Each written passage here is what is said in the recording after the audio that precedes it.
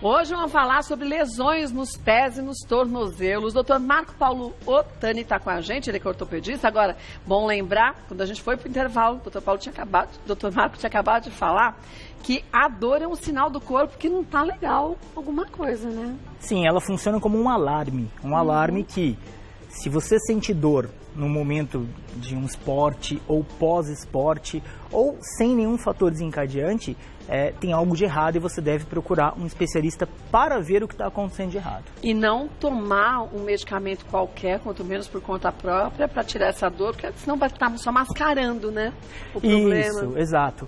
Você vai estar tratando sintomas e não tratando patologia, que é um grande erro, porque depois que você para de tomar o remédio, os sintomas voltam e a causa, a patologia, não foi em nenhum momento abordada. E às vezes piora, né? Aumenta o problema, né? Sim, quanto mais você demora para você tratar, mais quando chega até a gente, tá pior o problema, ele tá num grau maior. Então, patologias são classificadas em graus, 1, 2, 3. Tem uma grau 1 que você pode postergar e chegar numa grau 3. E o pé é pequenininho, mas é uma coisa muito complexa. 26 ossos, 33 articulações, 112 ligamentos e sustenta todo o nosso corpo. E a gente não trata os pés com carinho? Não. A gente faz agressões no dia a dia a ele diariamente, com calçados inadequados, períodos muito prolongados na mesma posição. Ou seja, nós não tratamos os nossos pés com carinho. Vamos ver os nossos mitos e verdades? Olha, manda suas dúvidas, hein? Pessoas acima do peso têm tendência a ter problemas nos tornozelos. Verdade. A sobrecarga, ela sempre traz mais estresse nas articulações. E a articulação dos pés e tornozelos, elas sustentam basicamente, como eu havia falado, toda a carga. Então, as pessoas que estão acima do peso, nem todas as pessoas que estão acima do peso podem estar com problemas nos pés, mas elas têm mais chance de ter problemas nas articulações dos pés e tornozelos. E se tem algum problema, já a situação se complica, né? Isso. Às vezes é o seguinte, nem sempre estar acima do peso traz a patologia do pé, mas só a partir do momento que você descobre que você tem esta patologia, estar acima do peso é muito prejudicial. Vamos ver mais uma. Artrite, artrose, tendinite podem surgir nos pés e tornozelos. Sim, é verdade. Na verdade, a gente liga muito a artrite, a artrose, às mãos, a membros superiores, mas todos os lugares que nós temos articulações, nós temos que falar de artrite e artrose, e todos os lugares que nós temos tendões, que são as cordinhas que fazem os movimentos, a gente tem que falar em tendinite. Como eu falei, a gente tem 33 articulações nos pés, então a gente pode ter a inflamação das articulações, que é a artrite, a degeneração, o desgaste das articulações, que é a artrose, e a inflamação dos tendões, das cordinhas que fazem movimento, que é a tendinite. Nossa culinarista Pamela Mendes, que fez a receita há pouco, no começo do programa, ela falou que a tendinite que ela tem nas mãos, mas também no pé esquerdo. Eu falei, mas a tendinite não é de repetição, movimento de repetição? Até falei para ele perguntar. A tendinite é derivada de vários fatores. É uma fraqueza dos tendões. Essa fraqueza dos tendões pode ser derivada de movimentos repetitivos ou pode ser derivada de imobilizações prolongadas. A pessoa fica muito tempo imobilizada, quando ela tira a imobilização, ela tem um tendão muito mais... Quem já engessou já sabe, logo que tira, dói para movimentar. O tendão ficou inflamado por pouco uso. Por não movimento, né? Também pode ser por muito uso, que é movimento repetitivo, atividades físicas não orientadas. Tendinite acontece muito. Aquela é muito ligada a movimentos repetitivos em membros superiores, mas em membros inferiores tem outras causas. Acontece. Puxa, deixa eu ver mais uma. A pisada certa é do calcanhar para a ponta do pé. Exato. Correto, verdade. O calcanhar, o osso calcâneo que está aqui atrás, que eu acho que é até interessante nós mostrarmos. O osso calcâneo, ele é o propulsor da marcha, ou seja, você tem que pisar primeiro com o calcanhar para frente para dar o impulso para você poder fazer a marcha. Então é muito importante que você faça essa pisada correta, porque existe toda a biomecânica, todo um equilíbrio em cima dos ossos do pé e dos ligamentos. Então se você fizer a pisada de frente para trás, você tem menos energia despendida, né, e menos potência para você andar. Agora, salto alto, que nem eu tô de salto alto e fino. Como que nesse saltinho, vou mostrar, ó. Como nesse saltinho fino, ó, você vai conseguir pisar dando um impulso com ele. Tudo bem, aqui eu não ando muito, mas você vai fazer você vai andar na rua por longos percursos. Não tem como você pisar com o calcanhar, porque você perde o equilíbrio, né? Sim, por isso que a gente não faz uma atividade física com salto alto. Isso é óbvio, você tem que ter o tênis, porque você precisa do calçado adequado para poder fazer a pisada certa. E longas caminhadas ou caminhadas apenas também, né? Caminhadas apenas, vão no shopping, vão em algum lugar que eu vou andar bastante, não a caminhada esportiva. A caminhada esportiva é obrigatório e até coerente, as pessoas têm uma coerência e usam tênis. Mas caminhadas pequenas também têm que ser usados calçados apropriados. O salto é, como a gente falou do último programa, lindo, elegante, tudo, mas para momentos apropriados e períodos curtos. Eu chego de tênis, me troco, ponho o sapato alto, saio do ar, arranco o sapato alto e boto com tênis. E vai pra academia. Vou pra academia, vou passear, vou visitar o filho, mas tudo de tênis. Mas eu não fazia isso. Eu tinha o hábito de usar salto alto o tempo inteiro.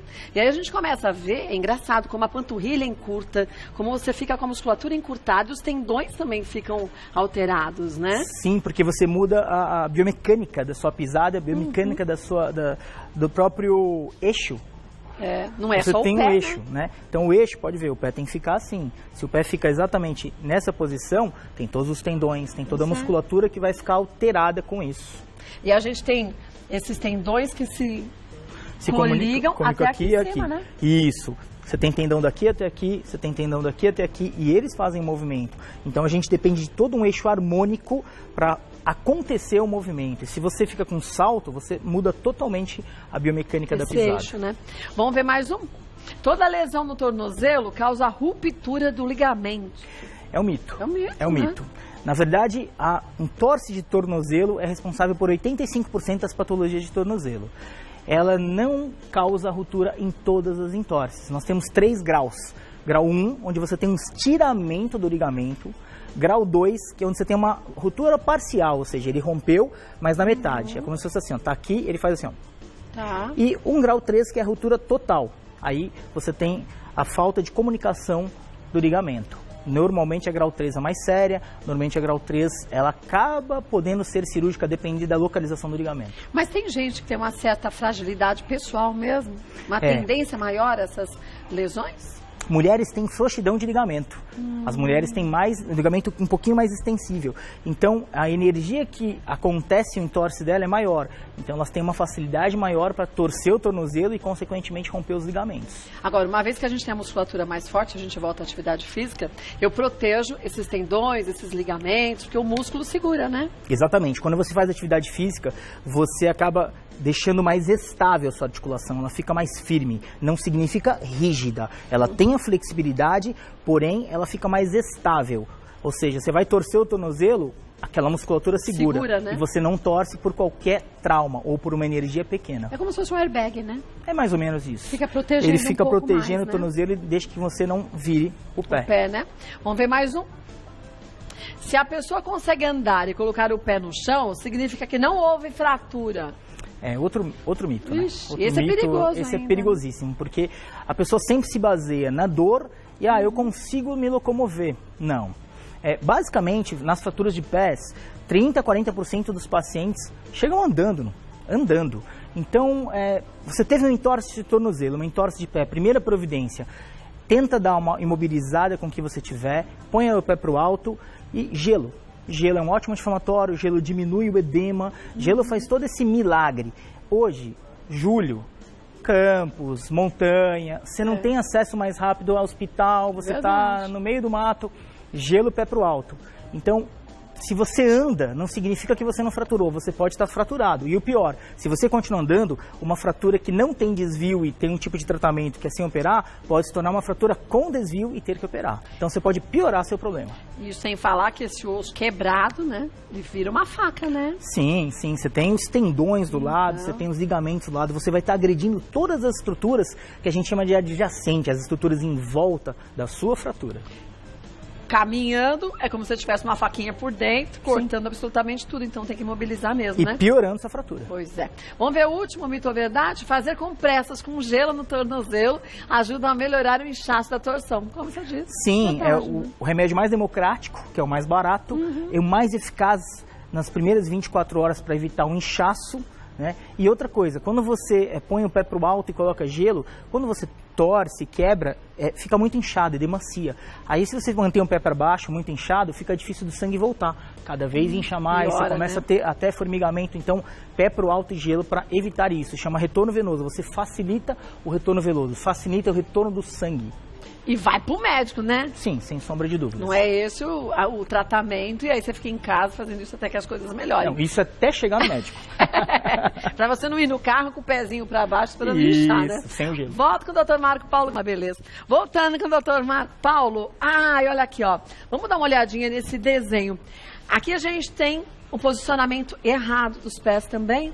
Não, na verdade a gente tem as pisadas em inversão e eversão. Que prejudica bastante. Prejudica. A melhor pisada é a pisada neutra. É a retinha. É a né? retinha. Porém, a conformidade anatômica dos ossos das pessoas não é igual. Então, às vezes você tem porque o seu osso é assim e você pisa diferente. Aí nós temos palmilhas que corrigem a pisada. Existem exames, né, podobarometrias para detectar o seu tipo de pisada e as palmilhas e tênis específicos para corrigir essas pisadas. Você sabe que eu estou usando agora, né? Você está usando? Por muitos anos eu usei botinha ortopédica. Antigamente as crianças mas usavam elas direto. não resolvia nada. Eu usei também. E aí o tornozelo da gente fica torto. Sim. Então você acaba tendo outro problema. Então as palmilhas, elas simplesmente fazem com que a gente comece a pisar da forma correta, como a gente devia ter naturalmente. Isso, né? ela faz uma compensação de uma coisa que é errado na gente, mas é errado porque o nosso organismo ficou adaptado ou nasceu assim, vamos falar assim.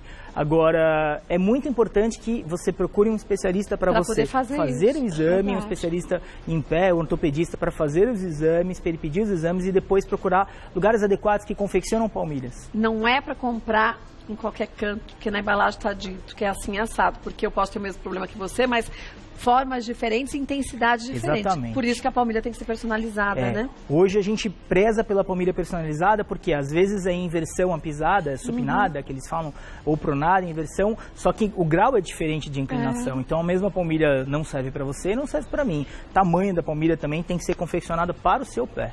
E olha, é engraçado que a gente começa a usar, os primeiros dias você sente um certo incômodo, porque a gente estava acostumado no caos, né? Parece que tá pisando uma pedra, meio Parece estranho. que você fala assim, ai gente... Quando você põe, você fala legal, mas depois você fala assim, vai forçando o pé a se readequar no que ele devia ser. Mas a gente depois percebe o quanto que a postura melhora. Você não sentia dor, mas o quanto que o pé se acomoda muito facilmente, né? Sempre lembrar do eixo. Ela vai fazer uma melhora não só no seu pé, como nos seus joelhos, quadris e coluna, né? Fora as patologias que a gente tem pelas pisadas ou por calçados inadequados. A fasciite plantar, que é a inflamação da camada muscular embaixo do pé, o esporão de calcâneo, que é a espícula óssea atrás do pé. Então, essas patologias são muito tratadas com palmilhas também. Gente, essa tecnologia cresce tanto, né? De pouco tempo já tem que usar assim, ao nosso favor. A tecnologia de palmilha sob medida são coisas de 6, 7 anos pra cá. Era palmilha normal que se vendia. Hoje essas palmilhas são mais específicas e mais adequadas. É verdade. Vamos ver agora as perguntas que surgiram?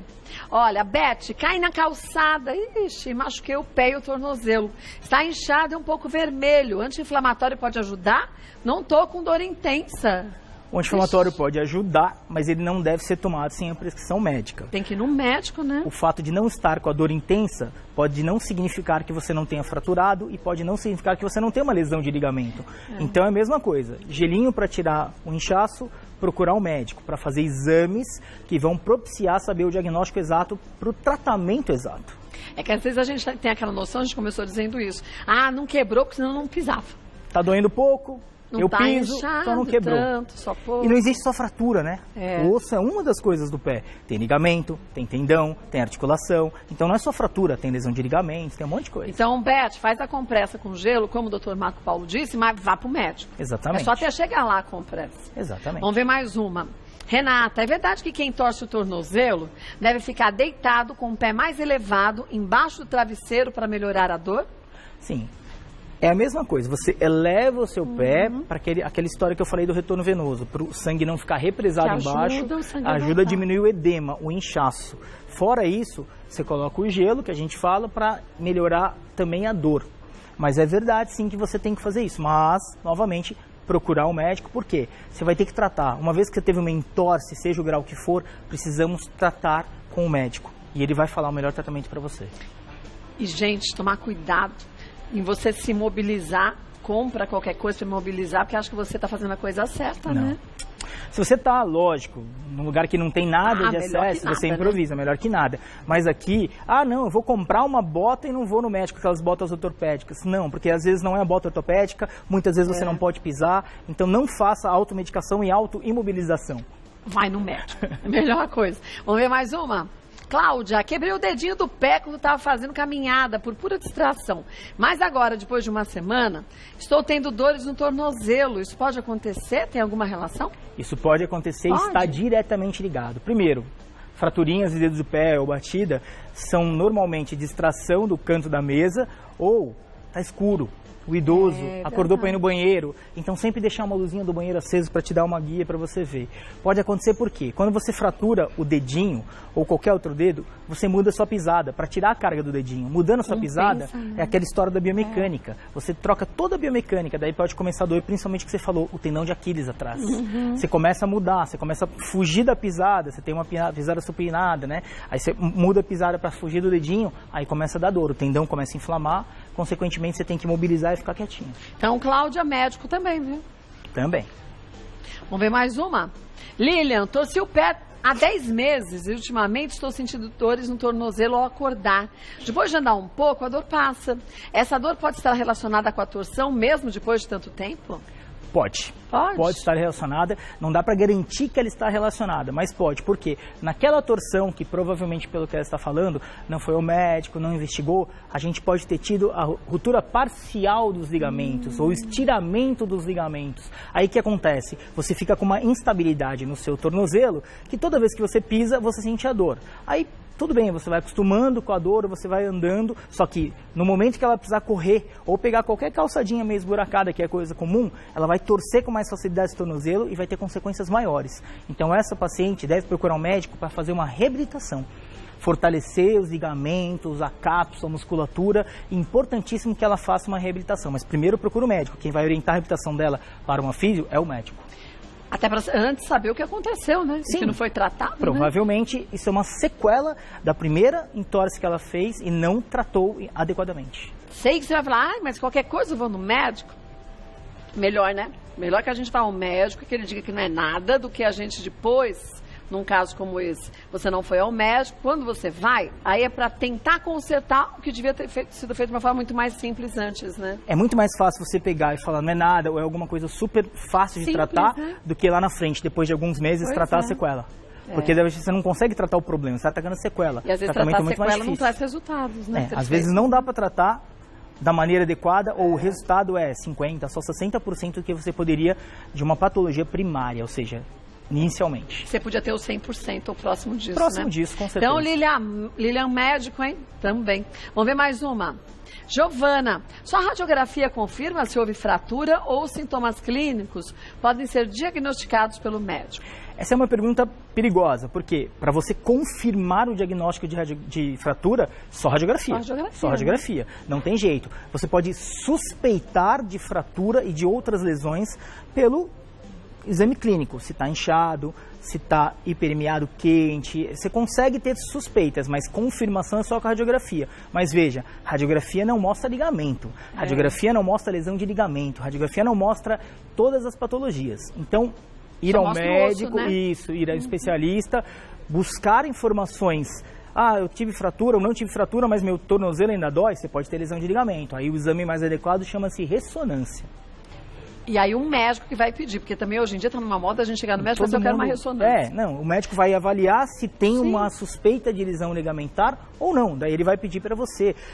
Hoje em dia, lógico, a gente pede muito exame subsidiário, para a gente chegar mais a fundo, né? Para ter certeza. Eu brinco com meus pacientes, se a gente está lá no meio da floresta amazônica, eu, o pajé, e ele, eu sei mais que o pajé, só que eu não tenho ressonância, tem raio-x. É o que eu vou perceber, mas aqui em São Paulo, gente, totalmente imperativo que se pese os exames necessários. E olha, gente, vou te falar uma coisa. Eu sempre falo aqui, leva o caderninho com tudo anotado, pergunta para o médico e tudo mais. Ontem eu ainda recebi nas minhas redes sociais, mas a senhora falou assim, mas às vezes a gente vai e ele não atende. Troca de médico. Troca de médico. Mesmo que seja do SUS. Gente, eles não fazem um favor, é a gente que paga. Então, vá, reclame, Ah, mas não adianta nada. Se a gente pensar que não adianta nada, nada melhora. Faça sua reclamação, vá atrás de outro médico, mas não aceite isso. Exatamente. Não é verdade, o médico doutor tem que olhar no seu olho. É. E ele tem que fazer o que ele gosta. E outra, sempre tem que terminar a consulta assim. Você tem alguma dúvida? Sim. Porque muitos pacientes, você falou, a gente tenta falar da maneira mais prática, mas ele sai cheio de dúvida. Daí ele sai do consultório, nossa, eu não sei nada do que ele falou. E não consegue fazer nada do que foi dito. Não consegue fazer absolutamente nada porque ele não absorveu. Então, as consultas minhas terminam. Você tem alguma dúvida? Aí, se precisar repetir, eu repito. Por quê? Porque ele não é obrigado a saber. Sim, ele está lá para isso, para ter informações comigo. Mas, às vezes, as pessoas se sentem humilhadas quando vão num sistema público de saúde e falam assim, não vou falar porque eu ainda não pago nada. Você paga bastante. Não. Então, não é por aí, gente. Não é o quê, é como fala. E vá, reclame, fala, o senhor não está me atendendo direito, eu tenho dúvidas, por favor, preste atenção no que eu tenho para lhe dizer. E pronto. Isso, você citou exatamente como tem que ser. Você tem um direito e é como fala. Se você pedir gentilmente, ação gera reação, ele vai ser gentil com você. Agora, se você chegar lá, faz uma ressonância para mim, aí ele também vai ser um pouco hostil com você, ele vai ter uma reação. Mas você tem direito, seja no sistema privado ou público, de ter um bom atendimento. Procure sim, procure bons médicos ortopedistas em consultório, no SUS, no hospital, mas é o direito do cidadão. Gente, bons profissionais tem. No SUS tem gente boa demais. Particular tem gente boa demais, mas tem gente que escolheu uma profissão ou está no momento, ou não escolhe a profissão que gosta e que ama fazer. Então é por isso que a gente tem que sinalizar para essa pessoa. Não Sim, eu acho que é tudo se você ama o que você faz. A gente estava conversando aqui no intervalo. Tem que amar o que faz. Então procura alguém que ama o que faz. Seja no SUS, em qualquer lugar. Bem atendido em qualquer lugar, Com certeza. Giovana, já falamos, agora a próxima, Adriana. Tenho tendinite nos 2 pés. O que posso fazer para amenizar a dor? Você pode fazer alongamentos que vão ajudar a amenizar a dor, você pode colocar gelo que pode amenizar a dor, só que você tem que fazer um tratamento dessa tendinite. Né? Não tem como você fazer só os paliativos, só alongamento, só o gelo, toma um remedinho porque a vizinha falou que é bom. Eu acho que você precisa fazer, tendinite, uma reabilitação, fisioterapia, hidroterapia, uma reabilitação adequada, uma reabilitação de qualidade. Porque aí você se livra da patologia, você só não empurra com a barriga. Então é muito importante que essa pessoa, essa paciente, essa telespectadora faça um tratamento, uma reabilitação com fisioterapia, se ela tem tendinite diagnosticada, fisioterapia, hidroterapia, acupuntura para dor, tem um leque muito grande para reabilitar. Mas quem vai te orientar é o médico. Sim. Porque esse espaço aqui que a gente tem, gente, é fantástico, porque eu aprendo demais todos os dias, sei que você de casa também. Mas é prestação de serviços, é tirar dúvidas, vão aprender. Mas diagnóstico, ele é feito lá no consultório. Frente a frente com o médico, e aí você faça as suas perguntinhas, como a gente disse, e siga a orientação do médico. Não se automedique, não se enfaixe sozinho. Mas enfaixar o que tem de problema pode trazer problemas, né? Sim, você não deve imobilizar sem orientação médica, não deve... E outra coisa, foi no médico, ele falou que tem que operar, não gostou, segunda opinião é melhor, terceira é melhor ainda. É verdade. Procure vários profissionais antes de decidir o seu tipo de tratamento. Muito importante isso. Hoje, eu lido 85% dos casos meus com reabilitação. Não de cirurgia. Não de cirurgia, você não precisa operar todas as patologias e nem sempre operar é a grande solução. E depois que você opera, você tem que reabilitar. Por que não tentar reabilitar primeiro e depois, se não der, operar? Você estava me dizendo de alguns casos, a gente conversava no intervalo, de pessoas que conseguiram ultrapassar barreiras que nem se imaginava que conseguiam. Sim, tem um caso de um paciente coluna, dor, ele chegou no consultório andando, mancando. Depois de 12 meses, ele correu a corrida de deserto do Atacama de aventura, 45 quilômetros. Olha isso, gente. Outro caso, correu a corrida de Conrads, que é 89 quilômetros na subida na África do Sul. Mas olhando ele lá atrás, ele tinha condições disso? Não, quando ele chegou, até eu duvidei. Aí a gente foi falando, vamos colocar um objetivo, o que você quer fazer da sua vida? É isso. Nossa, eu voltava para casa e falava, não sei se vai rolar. Mas aí... tentar ou não, a gente já tem? Sim, a gente vai tentar, só que assim, depende não só do médico, depende do paciente ser persistente, dele reabilitar, é dia a dia, é cansativo, mas vale a pena. Todos eles mandando depois WhatsApps, vídeos, chorando, emocionados. Pô, isso é uma realização... Essa parceria que tem entre médico e paciente. Mas é uma realização dele, mas minha. Nossa, eu ficava emocionado e grato, falava, fui útil para alguém. Tem coisa melhor nessa vida? De jeito nenhum.